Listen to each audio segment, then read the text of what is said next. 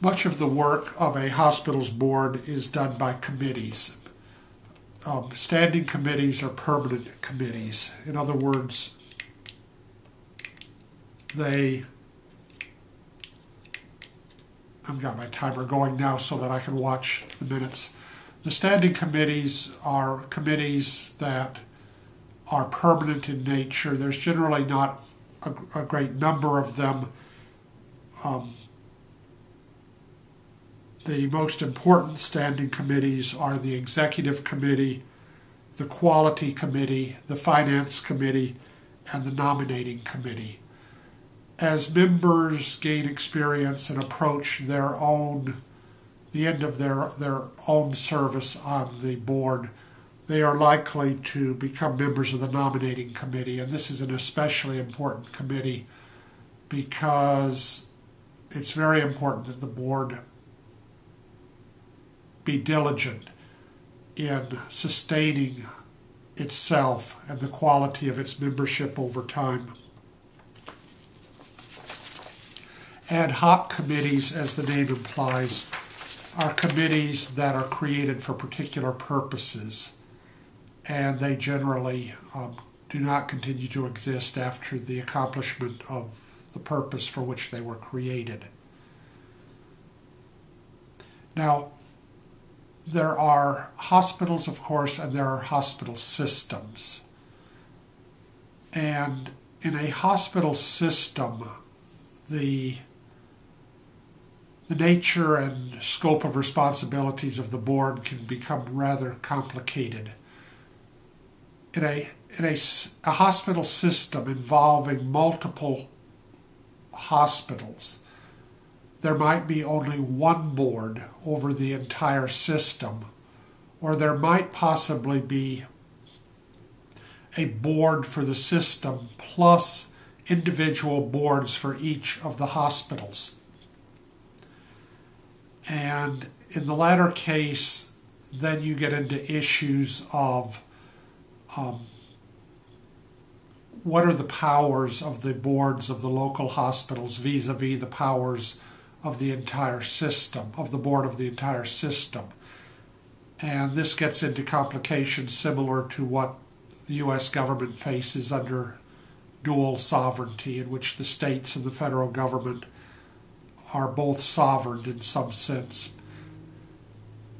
There could be some very difficult situations to govern if the hospital system involves hospitals with different types of ownership. And of course, the Internal Revenue Service is going to take great interest in this sort of situation because for-profit hospitals, of course, must pay taxes on their profits, and nonprofit and government hospitals don't. And if the system includes a mixture of hospitals with different types of ownership, not only the legal implications are complicated and the interests of the Joint Commission, but also the interests of Internal Revenue Service in terms of making sure that the federal government of the United States, that the hospital system is not shielding some of the income of its for-profit hospitals by creating a hospital system that includes nonprofit or government hospitals. I am not aware of any of these systems, and I'm not sure that a government hospital could be involved in this kind of hospital system, but I'm quite sure that nonprofit hospitals could be part of systems that include for-profits. So in conclusion, the board is incredibly important. It must not be just a token organization that exists merely because it legally must exist.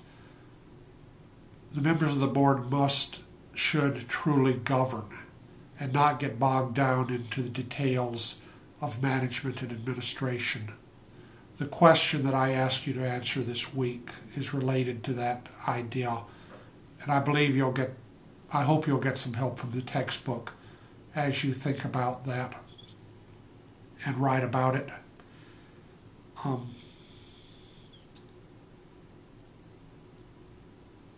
If the board does not have qualified members, and if it does not function as it should,